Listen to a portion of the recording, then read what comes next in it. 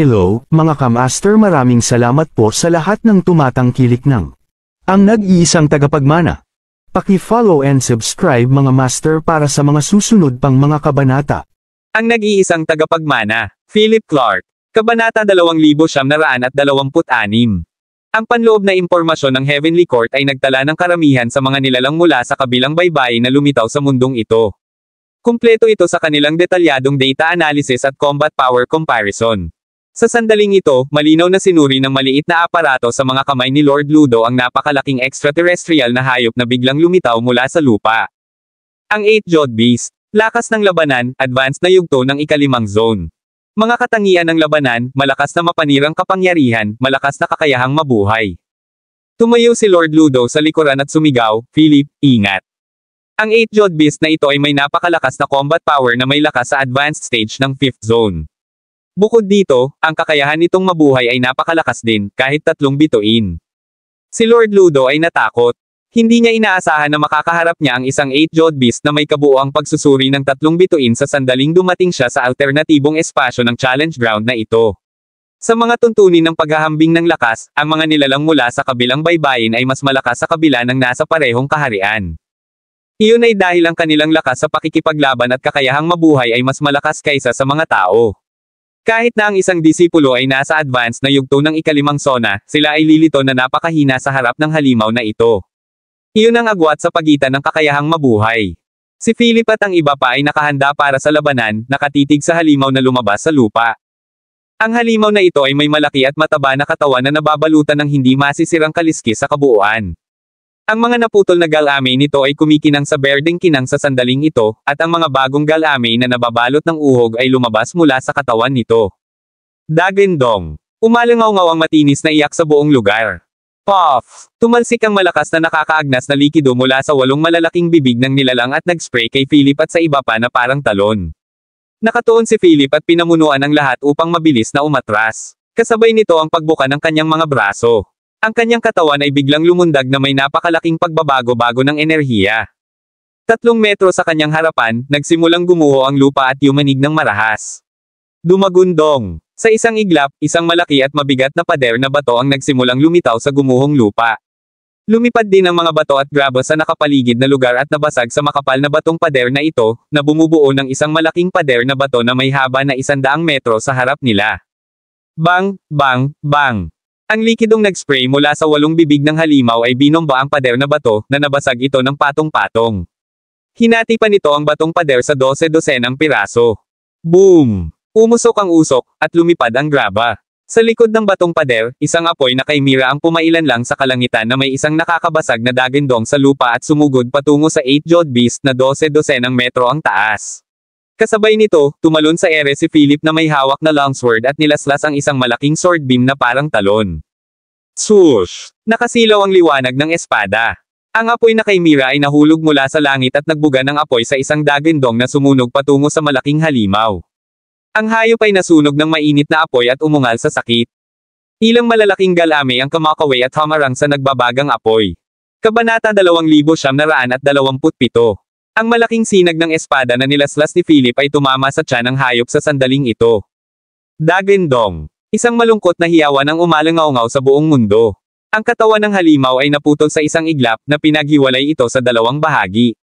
Isang walang katapusang daloy ng berdeng likido ang naspray. Dumagundong. Ang malaking katawan ay nahulog sa lupa at nagpadala ng alikabok at graba na lumilipad. Napaatras si Philip at ang iba pa at mataimtim na tumitig sa katawan ng halimaw na nakahandusay sa lupa. Tumakbo si Lord Ludo at sinabi sa takot, "Kailangan nating umalis kaagad." Umalis. Nagtaka si Philip at nagtanong, "Hindi ba patay na ito?" Sinabi ni Lord Ludo, "Hindi, ang 8-jawed beast ay may 3 star na kakayahan upang mabuhay. Kung ito ay isang pang-adultong hayop, magbabago ito ng anyo at papasok sa isang nagngangalit na estado kapag nakatagpo ito ng isang krisis sa buhay. Sa oras na iyon, ang lakas ng pakikipaglaban nito ay tataas ng husto, na umaabot sa lakas ng ika-6 na zona sa kalagitnaan ng huling yugto." Nang marinig iyon, lahat ay nagtaka. Sa oras na ito, ang aparato sa mga kamay ni Lord Ludo ay umilo na pula. Ang screen ng pagsusuri ng 8-jawed beast ay nag-flash pula. Daggendong. Biglang bumangon ang isang berdeng ambon mula sa halimaw na nahulog sa lupa sa 2 piraso. Sa gitna ng makapal na berdeng ambon, dahan-daang tumayo ang isang malaking hayop na may mabalahibong galame na tila gagamba na may 8 bibig. Dagindong. Umalangaw-ngaw ang dagindong na ito sa buong lugar. Ang mga alon ng malalaking pagbabago sa enerhiya ay sumabog mula sa gitna ng berdeng ambon. Ang pagbabago-bago ng enerhiya na ito ay tumaas mula sa huling yugto ng ika-5 sona hanggang sa gitnang yugto ng ika-6 na sona. Tiningnan ni Lord Ludo ang diagnostic device na nasa kanyang kamay at sumigaw sa takot na wala na ito. Pagkasabi noon ay nagmadaling lumabas si Philip at ang iba pa. Tapusin mo dali. Mataimtim na sigaw ni Philip.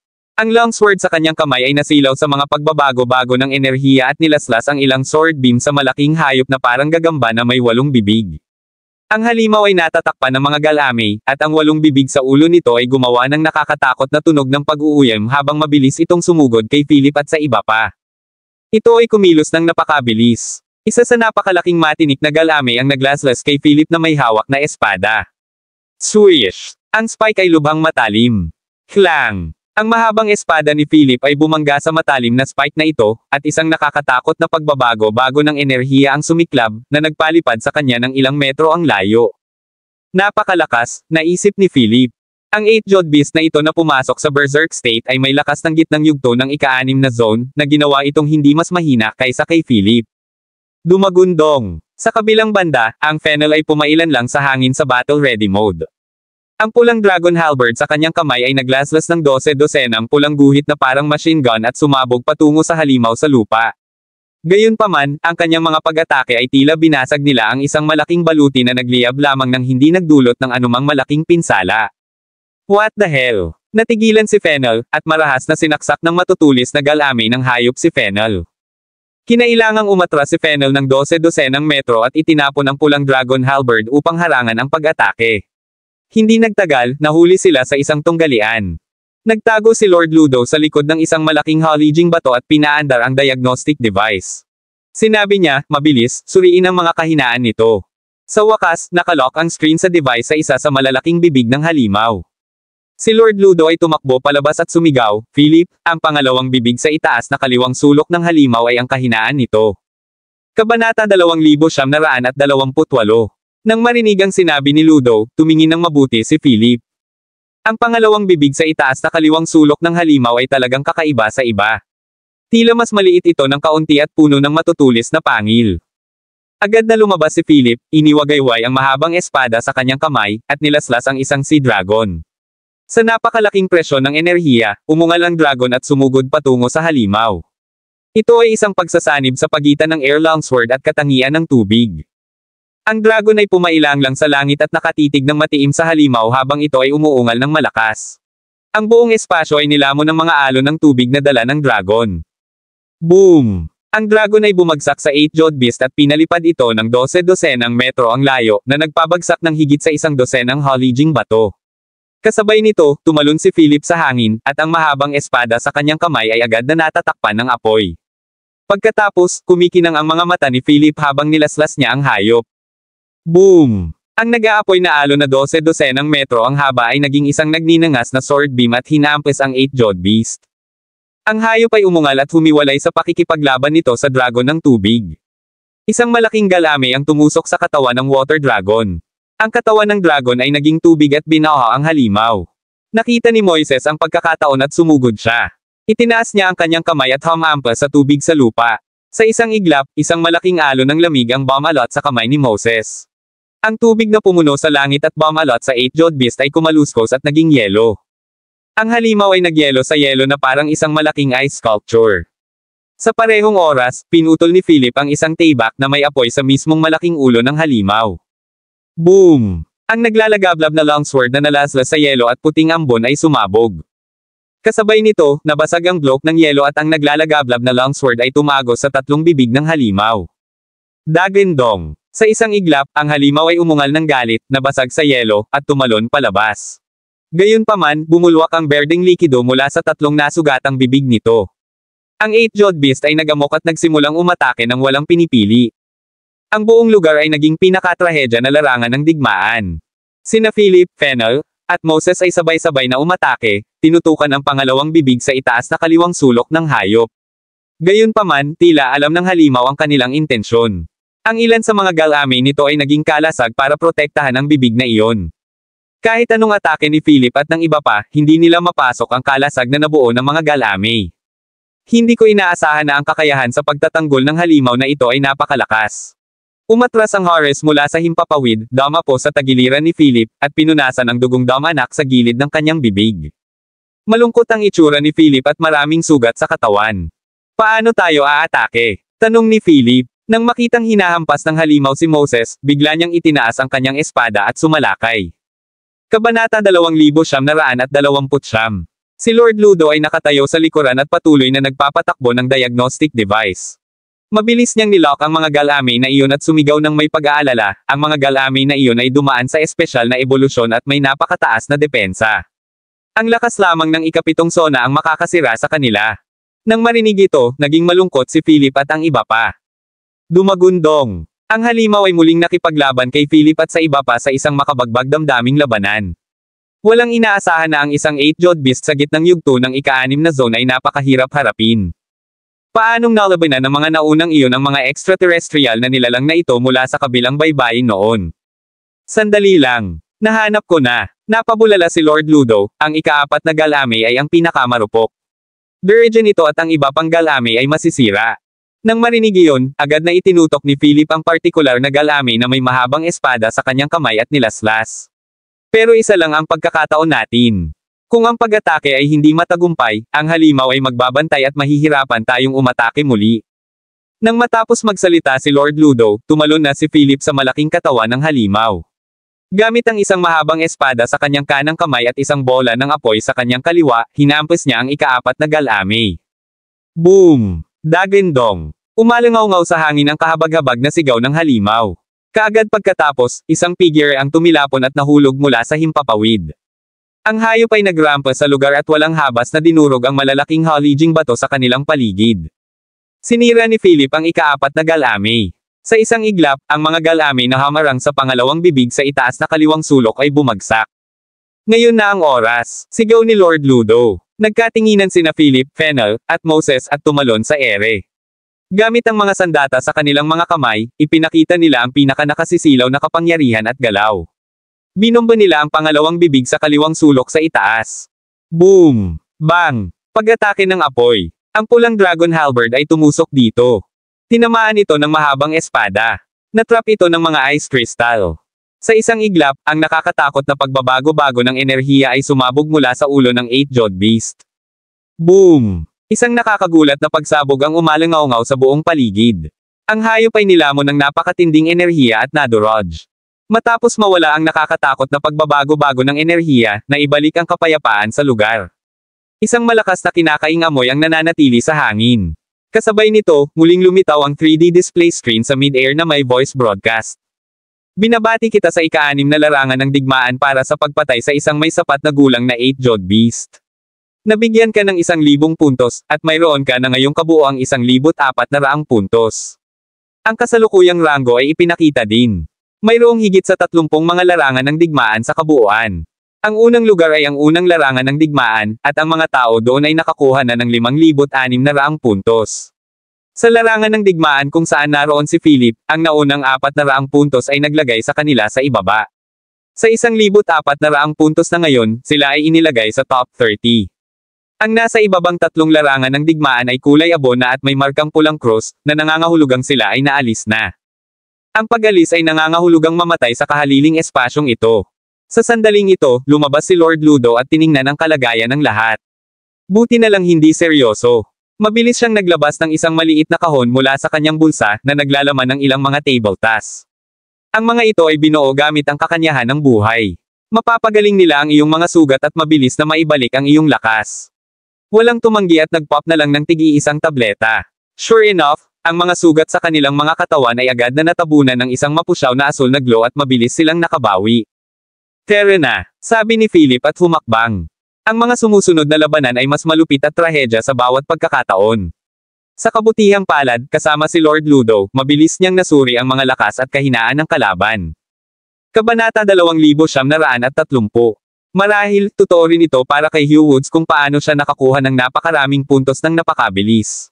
Ang ika-6 na larangan ng digmaan ay nakakuha din ng higit sa 4,000 puntos, at ang ranggo nito ay tumalon mula sa higit sa 20 hanggang sa ika-4 na pwesto. Ang kabuuang mga puntos ng unang larangan ng digmaan ay na-update din, na umabot sa higit sa 7,000 puntos. Sa panig na ito, habang papasok si Philip at ang kanyang grupo, ang mga extraterrestrial na hayop mula sa kabilang baybayin na kanilang nakatagpo ay lumakas din at lumakas. Huminto si Philip at ang kanyang partido sa labas ng isang batong kagubatan. Ang malawak na kagubatan ng bato ay nakaunat sa kanilang harapan na may mga pagsabog ng nakakagambalang vibes paminsan-minsan. Bukod dito, sinamahan din sila ng nakakapasong airwave. Sinabi sa kanya ng sixth sense ni Philip na napakadelikado dito. Ang diagnostic device sa mga kamay ni Lord Ludo ay nag-flash pula sa sandaling ito. Anong meron? Tanong ni Philip. Sa isang tame-time na ekspresyon, itinuro ni Lord Ludo ang aparato sa kagubatan ng bato para sa pagkolekta at pagsusuri ng data. Sa wakas, nakakuha ito ng resulta na ikinagulat ng lahat. Maaaring mayroong isang nilalang sa kabilang baybayin na may tunay na lakas ng ika-7 sona na nakatatak doon, takot na sabi ni Lord Ludo, malungkot ang mga mata. Napabuntong hininga din si Philip at ang iba pa at tumingin sa kailaliman ng batong gubat. Nararamdaman nila ang isang puwersa na hindi nila kayang guluhin sa kailaliman. Dapat ba tayong makatagpo ng mga nilalang sa kabilang baybayin na may lakas ng ika-7 sona sa lalong madaling panahon? Kumunat ang noo ni Philip at nagtanong. Mas marami o hindi gaanong naisip niya ang mga patakaran ng kahaliling espasyong ito. Habang papasok sila sa loob, mas mataas ang antas at lakas ng mga nilalang.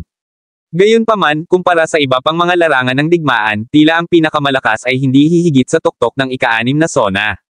Kaya naman, kakaiba na si Philip at ang kanyang grupo ay nakatagpo ng mga nilalang mula sa kabilang baybayin na may lakas ng ika-7 sona ng napakabilis. Umiling si Lord Ludo at sinabing, hindi ko rin alam. I can't help the feeling na iba ang lugar natin sa ibang battlefields. Pinagmasdan ni Philip ang paligid.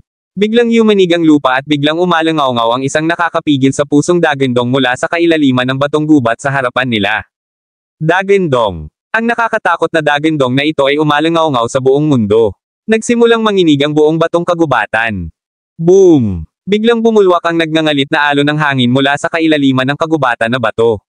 Tila isang buhawi ang lumipas sa buong lugar. Ang nakakapasong heatwave at kapangyarihan ay nagparamdam kay Philip at sa iba pa ng walang katapusang presyon. Beep, beep, beep. Sa oras na ito, may lumabas na pulang screen sa diagnostic device sa kamay ni Lord Ludo, na nagpakita ng analytical data ng nakakapasong airwave ngayon. Kabanata 2931. Target, ang maagang yugto ng ika-7 sona, katangian ng apoy. Napabuntong hininga ang lahat. Oo naman, ito ang lakas ng ika-7 sona. Bagamat sa maagang yugto pa lamang, si Philip at ang iba pa ay walang laban sa gayong nilalang. Pagharap sa isang nilalang mula sa kabilang baybayin, hindi sila maaaring manalo kahit na sila ay nasa parehong antas.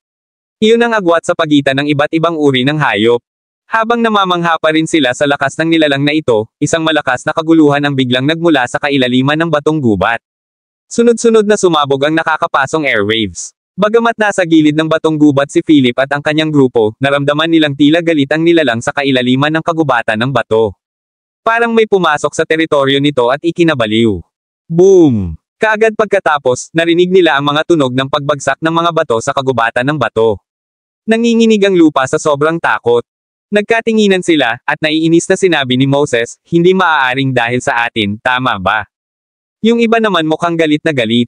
Bagamat walang gustong umamin, mula sa kasalukuyang sitwasyon, ito ang dapat mangyari.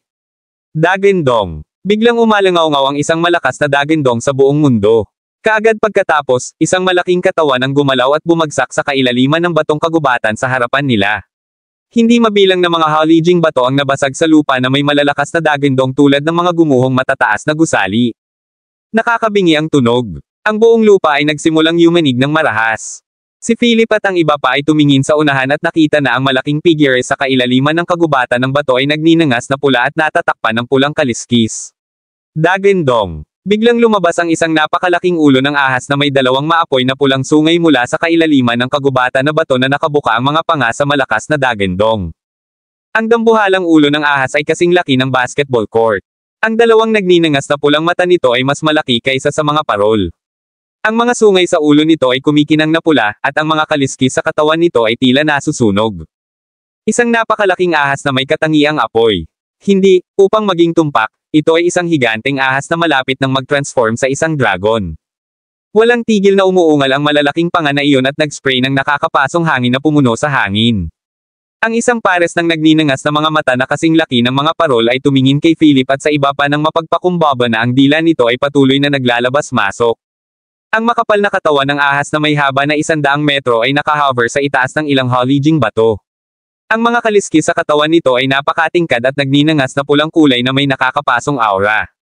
Napatingin ang lahat sa napakalaking extraterrestrial na hayop na nasa harapan nila. Ang diagnostic device sa kamay ni Ludo ay nangolekta ng mga sample at sinuri ang mga resulta. Target, Fire Serpent. Status Evolution State, sobrang irritable. Kabuuang lakas ng labanan, 5 bituin. Isang pangkalahatang pagsusuri ng 5 bituin. Ito ang pinakamataas na antas ng combat power evaluation sa lahat ng nilalang mula sa kabilang baybayin na nakolekta ng Heavenly Court. Ang mga nilalang na tulad nito ay napakalakas at may napakalakas na halaga ng paglago. Sa sandaling ito ay naging isang dragon, ang lakas ng pakikipaglaban nito ay tataas. Natarante si Lord Ludo. Alam niya kung gaano kataas ang 5-star overall combat power rating. Sa database ng Heavenly Court, hindi hihigit sa 10 iba't ibang nilalang na may 5-star na rating ng labanan. Ngayon, nakatagpo talaga sila ng isa. Ano ang dapat nating gawin? Nag-aalalang tanong ni Lord Ludo. Si Philip at ang iba ay naghanda sa pakikipaglaban at sinabi, umalis ng dahan-dahan at lumayo sa teritoryo nito. Wala silang choice. Ang isang ahas ng apoy sa maagang yugto ng ikapitong sona ay hindi isang bagay na kayang harapin ni Philip at ng iba pa ngayon. Nagsimula silang umatras ng dahan-dahan. Sumirit ang malaking maapoy na ahas na iyon at matamang tumitig sa kanila. Sa sandaling ito, sa mga mata ng ahas na parang isang infrared monitoring device, ang enerhiya sa mga taong ito ay may iba't ibang antas. Ipinakita ni na Philip at Fennel ang pinakamatingkad na pula. Daggendong. Ang ahas ay umungal at sumugod kina Philip at Fennel. Ang malaking katawan ng ahas na iyon ay bumagsak din sa mahigit 100 halijing bato na may nakapapasong mainit na hangin. Tumakbo. Sigaw ni Philip at mabilis na naghiwa-hiwalay ang lahat. Boom! Ang malaking ulo ng ahas ay tumama sa lupa at sumabog sa isang malaking malalim na hukay na nagpalipad ng usok at alikabok. Nakatakas din si Philip at ang iba pa ilang daang metro ang layo. Ano ang kahinaan nito? Tanong ni Philip. Nagtago si Lord Ludo sa likod niya, tumingin sa device, at sa wakas ay sumigaw sa kawalan ng pag-asa, hindi. Wala. Wala itong kahinaan. Kabanata 2932. Walang kahinaan. Natigilan si Philip at ang iba pa at mabilis na umatras. Ang malaking maapoy na ahas ay inilabas ang kanyang dila, ibinuka ang kanyang mga panga, nag-spray ng nakapapasong hangin, at umungal sa kanila, na ipinapahayag ang kanyang galit sa pagpasok sa teritoryo nito. Daggendong. Ang daggendong na ito ay umalangaw-ngaw sa buong mundo at nabasag ang lahat ng kalapit na halijing bato sa kagubatan. Mabilis na tumakbo palayo si Philip at ang iba pa dahil hindi man lang sila makalaban. Imposibleng umahan laban sa isang nilalang mula sa kabilang baybayin na may lakas ng ikapitong sona kung hindi man lang sila nasa kalagitnaan o huling yugto ng ikapitong sona. Bukod dito, ito ay isang nilalang mula sa kabilang pampang na walang kahinaan. Habang tumatakbo, mabilis na sinuri ni Lord Ludo ang nagliliyab na ahas na may hawak na aparato. Sinuri ng aparato ang ahas mula ulo hanggang paa ng higit sa 10 beses ngunit ang conclusion ay wala pa rin itong mga kahinaan. Nang makita ito, medyo desperado si Lord Ludo. Sa sandaling ito, ang malaking pulang katawan ng ahas ay umindayog mula sa halijing bato at tumalon sa hangin.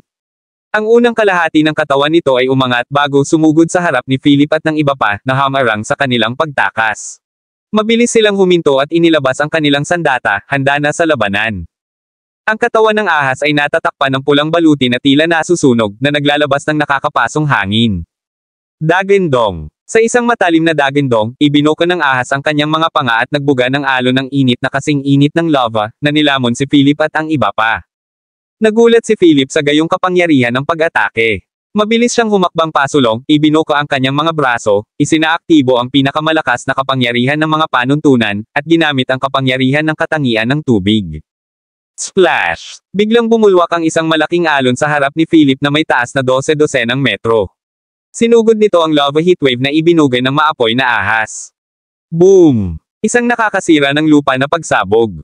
Ang pulang alon ng init ng lava ay bumangga sa mga asol na alon ng tubig, at isang napakapangangilabot na pagbabago-bago ng enerhiya ang sumabog. Sa isang iglap, sumangaw ang tubig at lumamig ang lava. Ang hangin ay puno ng puting singaw ng tubig. Sa gilid, nakita ni Moses ang pagkakataon, ginamit ang kapangyarihan ng kanyang mga katangian, at hinawakan ng dalawang kamay ang singaw ng tubig sa hangin. Sa isang iglap, bumuga ang malamig na hangin mula sa kanyang mga palad. Ang puting tubig singaw din condensed sa matalim ice spike sa isang iglap. Sunog. Itinulak ni Moses ang kanyang mga kamay sa hangin at sumigaw. Ang mga ice spike ay inilunsad patungo sa fire serpent sa isang iglap. Ang hangin ay puno ng mga spike ng yelo at nabuo ang isang nakakagulat na larawan. Kabanata 2933. Clink, clink, clink. Ang walang katapusang ice spike ay nagpaputok sa malaking katawan ng ahas. Gayunpaman, ang nagninangas na pulang baluti sa ahas ay tila hindi masisira. Ang lahat ng mga ice spike ay nabasag o nag-evaporate nang bumagsak sa armor. Dagandong. Sa isang malakas na dagandong, tila nagalit ang ahas sa kanilang ganti. Inikot nito ang napakalaking katawan at ibinaba ang buntot kay Philip at sa iba pa. Tulad ng baluti na bakal, ang hindi masisira nitong maapoy na pulang kaliskis na baluti ay nagpagulong ng malakas na bulk zone ng hangin na may nakapapasong hangin. Umalis. Umungol si Philip at mabilis na napaatras ang lahat. Gayunpaman, medyo mabagal si Lord Ludo sa pagkuha. Walang pagpipilian si Philip kundi sumugod sa kanyang tabi, kunin si Lord Ludo, at mabilis na umatras. Ngunit, sila ay medyo huli na. Tumama ang malaking buntot ng ahas sa likod ni Philip. Boom! Isang muffled na tunog. Ipinadala si Philip na lumipad ng daan-daang metro ang layo. Niyakap niya ng mahigpit si Ludo, at ilang beses na bumagsak ang dalawa sa lupa bago sila tuluyang tumigil. Paf! Binitawan ni Philip si Ludo at dumura ng puno ng dugo. Sa kritikal na sandali, ang metal na kalasag na lumitaw sa kanyang likod ay nabasag din ng malaking buntot ng ahas. Kung hindi dahil sa metal ikong kalasag na ito, si Philip ay binugbog hanggang mamatay ngayon lang. Nang makita si Philip na dumura ng isang subo ng dugo, si Lord Ludo ay nagmadaling pumunta, kinuha ang lalagyan ng tableta mula kanina, kumuha ng isang tableta, at itinulak ito sa bibig ni Philip. Nag-aalalang tanong niya, ayos ka lang ba? Nilunok ni Philip ang tableta sa isang lagok at pinunasan ang dugo sa sulok ng kanyang bibig. Sa mga mata na malapit nang lumuwa ng apoy, bumangon siya at tinitigan ang maapoy na ahas na umuungal sa langit. Ang mga patayong mata na kasing laki ng parol ng fire serpent ay tumitig sa iilang maliliit na tao sa lupa. Damn humans, how dare you trespass my territory? Gusto kitang durugan ng kaunti. Biglang nagsalita ang ahas, sinisigawan si Philip at ang iba pa. Nang marinig ang pananalita ng ahas, si Philip at ang iba ay natulala ng matagal bago sila makapag-react. Ang halimaw na ito ay talagang nakakapagsalita ng mga salita ng tao. Si Moses ay labis na kinabahan. Ito ay lampas sa kanyang pangunawa. Ipinaliwanag ni Lord Ludo, ito ay isang 5-star na hayop mula sa kabilang baybayin. Maaari silang magsalita sa sandaling sila ay nasa hustong gulang. Maaari itong ituring na isang pangunahing katangian na dapat ay resulta ng espiritual na kaliwanagan. Nang marinig ito, napakunot ang noo ni Philip habang nakatitig sa nagninangas na ahas na may malaking katawan na nakatayo. Malamig siyang sumigaw, wala kaming balak na pumasok sa iyong teritoryo. Hindi ka namin gustong awayin. Kailangan lang nating dumaan. Dagandong. Ang ahas ay umuungal habang ang apoy ay pumutok mula sa kanyang bibig. Ang malaking katawan ay dahan-daang yumuko, at ang malaking ulo ng ahas na may mga sungay ay napakalapit kay Philip. Ilang metro lang ang layo nito sa kanya. Pagkatapos, sa tono na kayang tunawin ang lahat, iniluwan nito ang dila kay Philip at sinabing, paano ang isang hamak at hamak na tao na tulad mo ay magsalita sa akin ng ganito? Hindi ako kumakain ng laman ng tao sa loob ng 1,000 taon. Ngayon, gagawin niyo ako. 1,000 taon. Ang fire serpent na ito ay nakulong dito sa loob ng 1,000 taon. Nang marinig ito, malamig na tinitigan ni Philip ang ahas at sinabi, sigurado ka bang matatalo mo kami? Dagandong. Ang ahas ay umungal at sinabi, puny tao, nasa kalagitnaan ka pa lang ng ika-6 na sona. Maglakas loob ka bang kalabanan ako? Sa sinabi nito, biglang bumuhos kay Philip ang nakakatakot na pressure at ang kapangyarihan ng mga panuntunan. Isang platinum na espada ng pagiging hari ang lumitaw sa kalangitan. Ang 5 kulay na pinagmumula ng pagiging hari ay kumikinang ng maliwanag.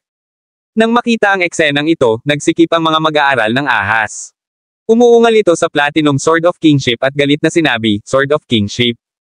Kingship holder ka talaga. Pagkatapos, tumingin ang ahas mula sa itaas at tinitigan si Philip ng mga punyal. Sa kabilang banda, si Philip ay handa na para sa labanan sa sandaling ito, at ang kanyang katawan ay puno ng layunin ng pakikipaglaban. Tinitigan ng ahas si Philip, tumawa, at sinabing, isang may hawak ng pagkahari. Hahaha. Ang pagkain na dumating sa aking pintuan ay sapat lamang upang mabawi ang mga pagkakamali ng mga taong iyon sa pagkulong sa akin dito sa loob ng 1,000 taon. Dagendong. Sa isang iglap, ang ahas ay nagbuga ng alon ng lava na lumamon kay Philip at sa iba pa. Pinaandar ni Philip to the max ang aura niya at tumalon sa ere. Pinagdikit niya ang kanyang mga kamay, bumuo ng longsword na pinatigas mula sa hangin sa kanyang mga kamay, at nilaslas ang mainit na alon ng lava na ibinuga ng maapoy na ahas. Ang espada ay kasing laki ng 3,000 talampakan. Kabanata 2,934. Ang malaking sword energy na nilaslas ni Philip ay nahati ang lava wave na ibinuga ng maapoy na ahas. Ang espada na 3,000 talampakan ang haba ay nahati ang lava. Ang lava na ibinuga ng maapoy na ahas ay nahati sa dalawa at nahulog mula sa langit na parang ulan ng lava. Ang nagninangas na enerhiya ay bumuhos mula kay Philip sa isang iglap at nabuo ang isang layer ng Chimera armor sa ibabaw ng kanyang katawan. Isang naglalagablab na Chimera na nakasuot ng metal na baluti ang pumailan lang sa hangin na may dagendong at huminga ng apoy, na nakatitig sa ahas na may galit at puot. Sa sandaling iyon, tila naramdaman ni Philip ang matinding galit at labanan ang layunin ng Chimera ng apoy. Para bang ang maapoy na ahas sa harap ay isang nakamamatay na karibal. Nang makita ang Fire Chimera sa gilid ni Philip, nanlaki ang mga mata ng ahas at nag-alab sa galit. Umuungal ito sa langit habang nakatayo ang makaliskis na baluti sa katawan nito, na bumubuo ng isang maapoy na salamin na sumasalamin sa nakakapasong pulang kinang. Ang isang Fire Chimera na handang maging alipin ng sangkatauhan ay isang taksil sa kabilang baybayin. Biglang umungal ang Fire Serpent na tila nahihiya sa Fire Chimera sa tabi ni Philip. Agad na naunawaan ni Philip ang kahulugan ng ahas. Alam talaga nito ang Fire Chimera. Bukod dito, mula sa tono ng ahas, ang Fire Chimera ay mula rin sa kabilang pampang. Ano ang nangyayari dito? Ang Fire Chimera ay isa sa mga pinagmumula ng paghahari. Hindi kaya sa kabilang pampang ang pinagmula ng pagiging hari. Sandali lang. Ang lahat ng pinagmumula ng paghahari ay tila naglalaman ng isang hayop. Sa kasong iyon, tila may naisip si Philip sa isang iglap, ngunit ang maapoy na ahas sa kanyang harapan ay hindi nagbigay ng pagkakataon kay Philip na makapag-isip pa. Sa isang dagendong, inikot nito ang napakalaking katawan at sinunggaban si Philip. Napilitang lumaban si Philip. May mahabang espada sa kanyang kamay at habang nakasuot ng metal na baluti, sumakay siya sa Fire Chimera at hinarap ang pag-atake. Ang Fire Chimera ay sumabog na may walang katulad na layunin sa pakikipaglaban habang ang apoy sa apat na kuko at ulo nito ay nag-aapoy ng husto. Dagendong. Ang Fire Chimera ay umungal, tinapakan ang apat na nagninangas na paa nito, at pumailan lang sa hangin habang bumubuga ng apoy sa ahas. Hindi na madaig, itinayo ng ahas ang kanyang katawan at ibinuka ng malapad ang kanyang mga panga, na inihayag ang ambisyon at bangis ng isang extraterrestrial na hayop. Nagbuga ito ng mga lava wave na sinubukang lumunin ang apoy na Chimera. Sa hangin, ang malaking bumabagsak na alon ng lava ay sapat na upang masunog ang espasyo sa pagbaluktot. Sa harap ng napakabangis na labanan, mabilis na umatras si Fennel at ang iba pa. Wala ba talagang kahinaan? Nag-aalalang tanong ni Fennel. Gamit ang aparato sa kanyang kamay, sinuri ito ni Lord Ludo ng paulit-ulit. Halos maluha-luha na siya, pero sumigaw pa rin siya, hindi, wala namang kahinaan. Isa itong 5 star na hayop, likas na makapangyarihan. Nang marinig ito, nalungkot si Fennel at ang iba pa. Ang isang halimaw na walang mga kahinaan na may lakas ng ikapitong sona ay hindi nila kayang labanan. Ngayon na ang aura ni Philip ay nasa tuktok nito at sa pagpapahusay ng mga pinagmumulan ng pagiging hari, maaari na siyang makipaglaban ng kapantay ng ahas sa ngayon. Gayunpaman, nakikita ng lahat na si Philip ay dehado at mabilis na nawawala ng lakas. Ang bawat pag-atake ng ahas ay nakakadurog ng lupa. Dumagundong. Lumipad ang graba, gumuho ang batong kagubatan, at nabasag ang lupa. Sa ilalim ng lupa, sumabog ang lava at nilamon ang malawak na ibabaw na ito. Mabilis na nakahanap si Fennel at ang iba pa ng isang batong bundok upang manirahan pansamantala. Ang lupa sa kanilang paligid ay may bitik-bitik at bitek na may bumubulusok na lava sa mga bitek. Kabanata 2,935. Ito ang teritoryo ng maapoy na ahas. Nabuhay ito sa ibabaw ng isang layer ng lava. Dagendong. Ang ahas ay umungal sa hangin, pinilipit ang malaking katawan nito, at mahigpit na ibinalot ang sarili sa apoy na Chimera. Bamuka ang malaking panga na iyon at kinagat ang likod ng leeg ng apoy na Chimera. Ang apoy Chimera ay umuungol sa sakit habang ang malalaking patak ng apoy ay nag-spray. Ito ay ang sariwang dugo ng apoy na Chimera. Dagendong. Kaawa-awa ang mga hiyawan. Pulang-pula ang mga mata ni Philip nang tumalon siya sa hangin, puno ng hangarin sa pakikipaglaban. Sunod-sunod niyang nilaslas ang maapoy na alon ng enerhiya ng espada sa katawan ng ahas. Kumalibit, kumatok. Gayunpaman, hinarang ng kaliskis na baluti ng ahas ang lahat ng pag-atake. Swish! Ang buntot ng malaking ahas ay tumawid ng napakalakas at malakas na hamampas sa tiyan ni Philip, na nagpalipad sa kanya ng daan-daang metro ang layo. Bumagsak siya sa maraming halijing bato. Dumagundong. Ang mga halijing bato ay gumuho, at si Philip ay nahulog sa gitna ng mga guho. Nag-aalalang sumigaw si Lord Ludo, Philip. Nang makita ito, isinaaktibo ni Fennel ang kanyang kapangyarihan ng pagiging hari at pumailan lang sa kalangitan na may hawak na pulang dragon halberd sa kanyang kamay. Sunod-sunod ang mga pulang sparks. Kasabay nito, isang pulang dragon ang pumailang lang sa hangin, umuungal at sumugod patungo sa maapoy na ahas. Itinapon ng ahas ang chimera mula sa bibig nito, umungal sa pulang dragon, at sumugod. Sa hangin, inactivate ni Fennel ang Battle God Mode at nakipag-away sa ahas. Ang iba ay umatake din, sinusubukang lumikha ng mga pagkakataon para sa Fennel.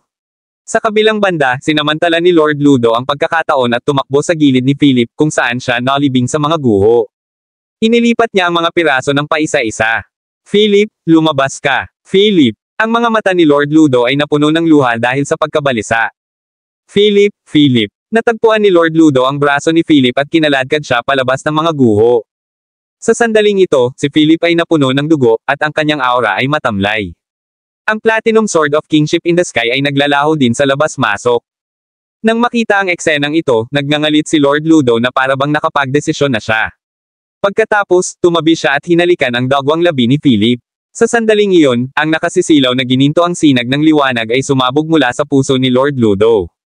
Parang bowl ang ginto. Kabog, kabog, kabog. Ang tunog ng tibok ng puso. Ang bola ng gintong liwanag ay naglakbay sa puso at leeg ni Lord Ludo, palabas sa kanyang bibig, at sa katawan ni Philip.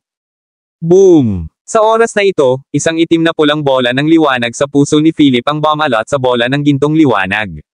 Pagkatapos, ang bola ng liwanag ay naglabas ng tatlong magkakaibang kulay ng pula, itim, at ginto. Boom! Isang malaking dugong pulang bola ng liwanag ang bumalot kay Philip. Si Lord Ludo ay pinaalis din ng itim pulang bola ng liwanag. Panapanahong kumikislap ang isang gintong liwanag sa loob ng itim pulang bola ng liwanag. Sa sandaling iyon, nawala ng kulay ang mundo. Sa kalangitan, nagsimulang bumuhos ang makapal na madilim na ulap mula sa lahat ng direksyon. Ang mas nakakatakot, ang napakalaking kapangyarihan ng kidlat ay kumislap sa makapal na ulap. Umihip ang malakas na hangin at dumami ang alikabok. Pagkatapos, ang enerhiyang tumaga sa hangin ay nagtagpo na parang puyo ng tubig at bumuhos sa itim pulang bola ng liwanag sa dibdib ni Philip. Bumuhos din ang ilan sa gintong bakas ng maharlikang halimaw sa braso ni Philip.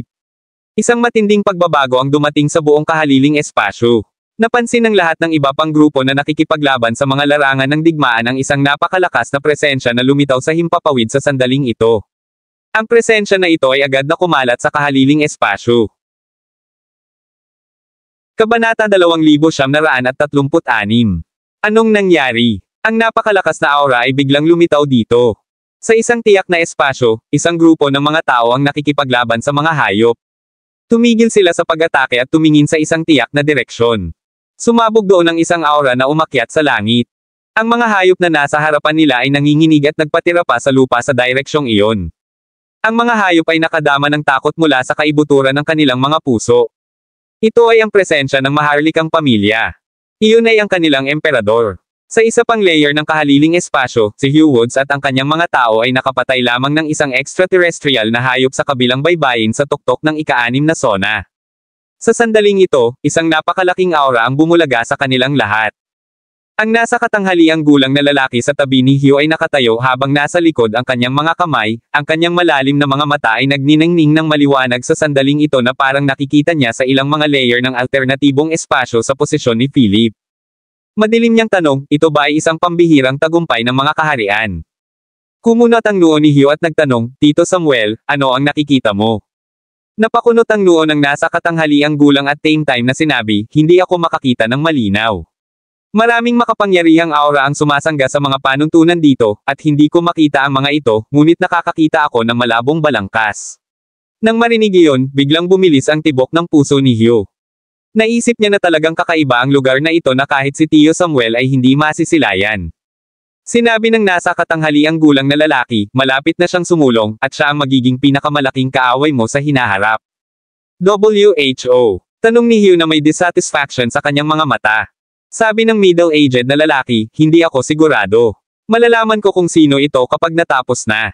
Dapat mong tandaan na ang potensyal ng kabilang partido ay napakalaki. Bagamat konting outline lang ang nakikita ko, sobrang sama ng pakiramdam sa akin ng kabilang partido. Ang mga tuntunin ng sanhi at bunga na nakabalot sa balangkas ay masyadong malakas. Kahit na hindi pa ganap na nabuo, ito ay sapat na nakakagulat. Tito Samuel, seryoso ka ba? Tanong ni Hugh. Ang nasa katanghaliang gulang na lalaki ay tumango at sinabing, maghanda, ipagpatuloy natin. Pagkatapos nito, nagpatuloy ang grupong ito ng mga tao patungo sa kailaliman. Sa sandaling ito, sa iba pang mga layer ng kahaliling espasyo, naramdaman ng lahat ng iba pang mga hayop mula sa kabilang baybayin ang aura na nagpang-inig sa kanilang mga kaluluwa. Bumalik na ang kanilang emperador. Umalangaw-ngaw ang isang nakakasira ng lupa na dagandong sa buong kahaliling kalawakan. Ang hadlang sa pagitan ng bawat layer ng kahaliling espasyo ay tila babagsak na. Kahit na ang ilang makapangyarihang nilalang na nakulong sa kailaliman ng kahaliling espasyo ay naramdaman ang aura ng emperador. Gayunpaman, umungal lamang sila bilang tugon ng walang gaanong pagkilos. Iyon ay dahil ito ay isang menor de edad na emperador, hindi pa sapat upang magdulot ng banta sa kanila. Bumalik sa tabi ni Philip. Si Philip ay ganap na napapaligiran ng itim-pulang bola ng liwanag na kumikislap na may gintong glow. Ang walang katapusang enerhiya at ang kapangyarihan ng mga alituntunin mula sa lahat sa paligid ay dumagsa na parang tubig na bumubuhos sa bola ng liwanag. Nagbago ang langit at gumuho ang lupa. Sa hangin, si Fennel at ang iba pa na nakikipaglaban pa rin sa Fire Serpent ay tumigil sa pag-atake sa sandaling ito. Ang ahas ay patuloy na naglalabas ng dila, at ang mga kaliskis sa buong katawan nito ay tumindig. Ito ay naging lubhang masungit at galit na galit. Iyon ay dahil nakaramdam ito ng aura mula sa itim-pulang bola ng liwanag na nag-udyok dito na magpatira pa at sumamba. Ito ay ang aura ng emperador. Kabanata 2937. Dagandong. Umungol ang ahas at hindi na nakayanan ang aura na iyon. Ibinuko nito ang kanyang panga at sinuntok ang bola ng liwanag. Gusto nitong lumunin ang aura na nakakatakot. Basag. Gayunpaman, biglang, nagkaroon ng tunog ng pag-crack sa hangin. Ang bola ng liwanag ay nadudurog, at isang gintong liwanag ang patuloy na pumutok sa gitna ng itim at pula. Dagandong. Natigilan sandali ang ahas bago ito umungol at nagbuga ng napakalaking subo ng lava, sinusubukang lumunin ang bola ng liwanag. Gayunpaman. Boom! Isang figure ang pumailang lang sa kalangitan na may pinakamataas na presyon at isang enerhiyang bagyo. Slash! Isang galit na dagandong ang umalangaw-ngaw sa kalangitan.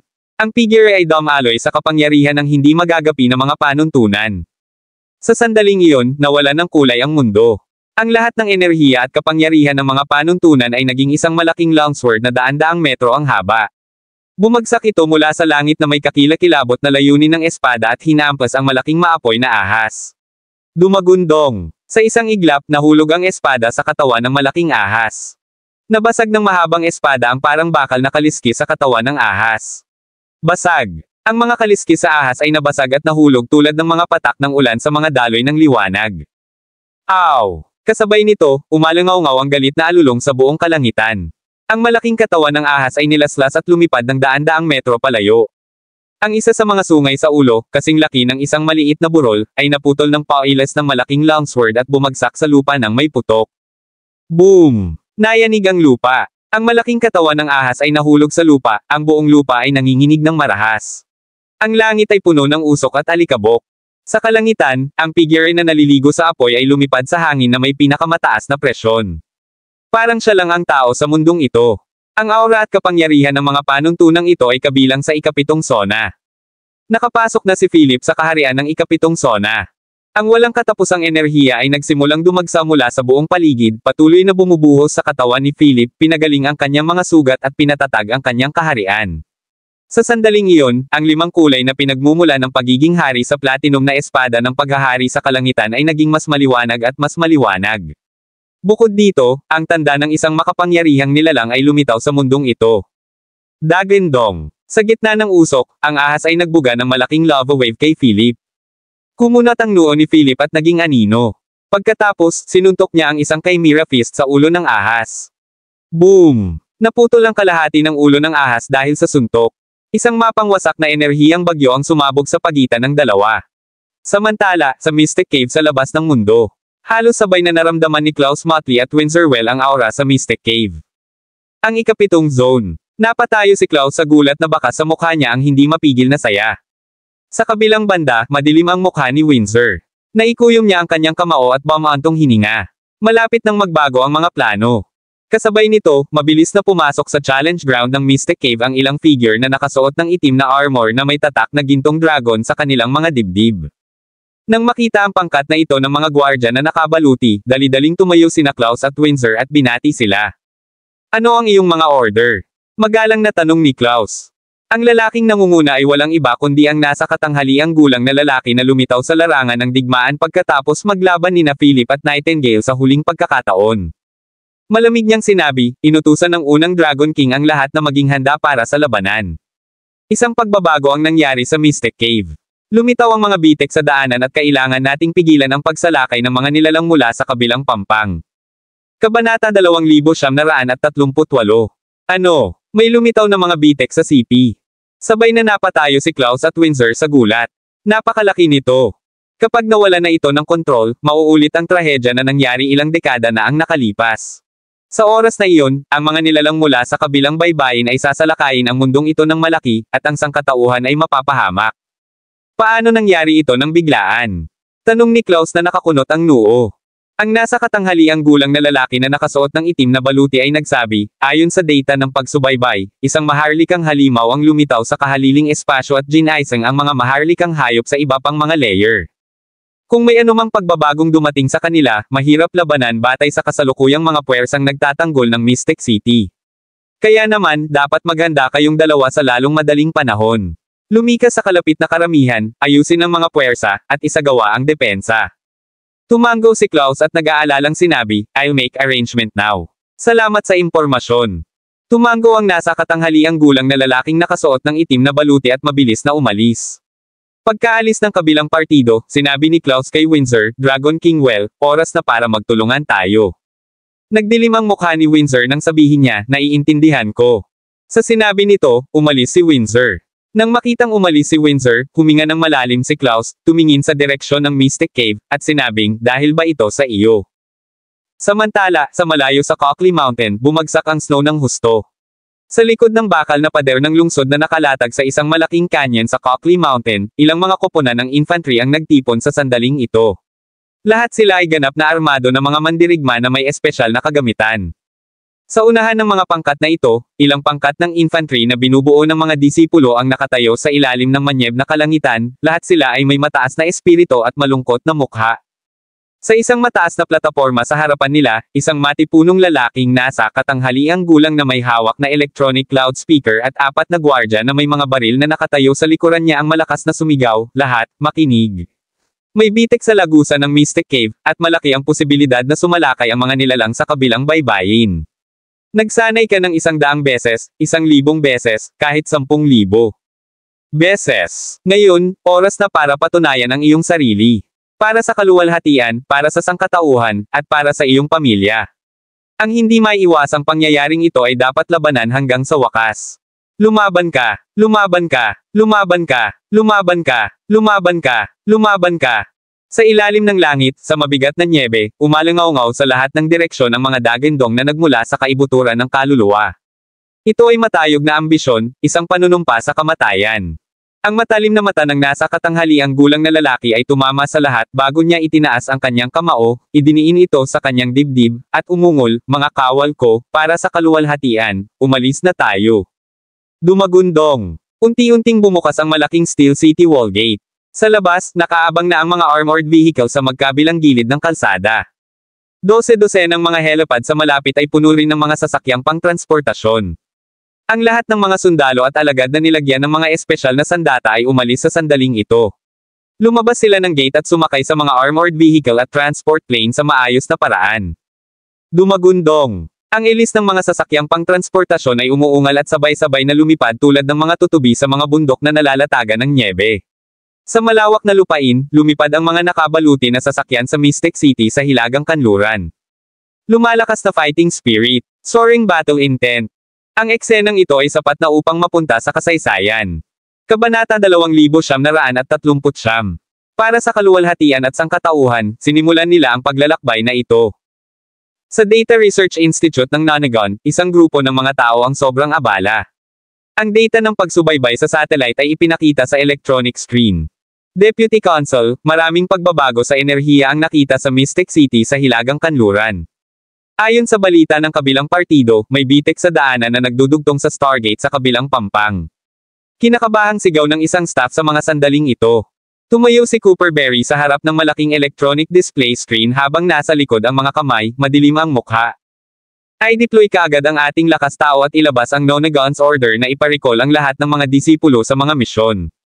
Ayusin ang lahat ng umiiral na puwersa at bantayan ang Mystic City at ang iba't ibang customs clearance gate sa Hilaga, Timog, at Silangan. Malamig na sabi ni Cooper. Sa harap ng ganitong krisis, dapat siyang gumawa ng desisyon. Oo, sir. Sa isang iglap, ang Nonagon ay naglabas ng kautusan ng Nonagon na iparicall ang lahat ng mga alagad at sandatahang lakas sa labas. Ang parola sa itaas na palapag ng gusali ng Nonagon ay naging pula. Ito ang hudyat para sa pinakamataas na estado ng labanan. Kasabay nito, nakatanggap din ng 4 na supremo ng Imperial Decree mula sa Imperial Palace. Lahat ay sumugod sa larangan ng digmaan. Ang buong bansa ay pumasok sa pinakamataas na estado ng depensa. Isang pagbabago sa Mystic Cave. Isang krisis ng sangkatauhan. Ang Imperial Preceptor ay nakatayo sa Imperial Palace sa sandaling ito, nakatingin sa patio sa tuktok ng palasyo sa mga bituin na pumuno sa kalangitan. Panay ang hula niya. Mag-issue ng Imperial Decree upang protektahan ang lahat ng mga mamamayan sa bansang ito sa lahat ng mga gastos. Sa labas ng mundo, isang bagyo ang umuusbong. Gayunpaman, ang mga karaniwang tao ay namuhay pa rin at nagtrabaho sa kapayapaan at kasiyahan, na lubos na hindi alam ang sitwasyon. Bumalik sa kahaliling espasyo sa Mystic Cave. Sa sandaling ito, sinuntok ni Philip ang ulo at katawan ng Fire Serpent. Ang Mekaliskis na baluti sa katawan ng ahas ay nabasag sa ilalim ng pag-atake, na nagpapakita ng malambot na katawan nito na nababalot ng dugo. Napasigaw ang ahas sa sakit at nagbuga ng alon ng lava kay Philip. Si Philip ay pumailang lang sa langit gamit ang pulang dragon na halberd ni Fennel, na naging isang bahid ng pulang gintong liwanag. Hinati niya ang lava wave at tinusok ang malalawak na panga ng ahas. Dagendong. Ang ahas ay sumigaw, at ang malaking ulo nito ay bumagsak sa lupa, na nagpabagsak sa isang hanay ng mga halijing bato. Si Philip ay nag-hover sa hangin kasama ang pulang dragon halberd, na naglalabas ng nakakahimok na layunin sa pakikipaglaban. Dahan-dahan siyang lumapag at lumapit sa ahas. Sa sandaling ito, ang mga kaliskis sa katawan ng ahas ay nabasag, kalahati ng ulo nito ay nawala, at isang butas ang sumabog sa bibig nito. Isang walang katapusang daloy ng dugo ang bumulwak mula sa mga sugat nito. Huff! Huff! Huminga ng mahina ang ahas at pinagmasdan ang paglapit ng maliit na tao. Humble human, bakit may aura of royalty ka? Galit na tanong ng ahas. Ang aura ng royalty. Bumaba ang tingin ni Philip sa kanyang braso. Ang ginintoang marka doon ay tila naging mas kitang-kita. Nang makita ang gintong marka, ang ahas ay tila labis na natakot. Marahas itong nanginginig sa buong takot na nagmumula sa kaibuturan ng kanyang kaluluwa. W. White Marsh. Ito talaga ang Royal White Marsh family. Ang Fire Serpent ay napasigaw sa takot, at ang malalaking mata nito ay unti-unting nanlabo. Sa sandaling namatay ang ahas, isang electron ikong screen ang lumitaw sa itaas ng kahaliling espasyo at isang boses ang nag-broadcast, binabati kita sa ika-6 na larangan ng digmaan para sa pagpatay sa isang Fire Serpent na may lakas ng ika-7 sona. 10,000 puntos ang igagawad, at mayroon ka na ngayong kabuoang 14,700 puntos. Binabati kita sa ika-6 na larangan ng digmaan para sa pagkuha ng unang lugar pagkatapos ng pag-update ng rankang. Kabanata 2,940. Ang bawat layer ng kahaliling espasyo ay nakatanggap ng voice broadcast na ito. Binabati kita sa ika-6 na larangan ng digmaan para sa pagkuha ng unang lugar. Nang marinig ni Hugh Woods at ng kanyang partido ang boses na ito na nag-broadcast habang patungo sila sa kailaliman, natigilan sila saglit habang nagdidilim ang kanilang mga mukha. Sino ang nasa ika-6 na larangan ng digmaan? Talagang malakas sila para pumatay ng nilalang na may lakas ng ika-7 sona. Solemn na si Hugh nang makita niyang ang una nilang posisyon ay biglang kinuha ng pang-6 na larangan ng digmaan. Hindi niya binigyang pansin ang ika-6 na larangan ng digmaan noong una dahil masyadong mababa ang ranggo nito sa simula. Gayunpaman, nang tumingin siya sa electronic screen ngayon, bigla niyang nakita ang mga pangalan ng mga tao sa ika-6 na larangan ng digmaan. Philip Clark, Fennel Lay, Moses Donley, Layla Nolan. Layla, sila na. Agad na sumimangot si Hugh at naikuyom ang kanyang mga kamao. Napasulyap din si Samuel Woods, umiling, at napabuntong hininga, mukhang ang pabago-bago ngayon ay dulot nila. Ang isang tao sa kanila ay umabot sa lakas ng ikapitong sona. Kailangan nating maabot ang huling punto sa lalong madaling panahon. Ang pagraranggo ay hindi ang pangunahing prioridad. Ang nangungunang limang ay qualified lahat.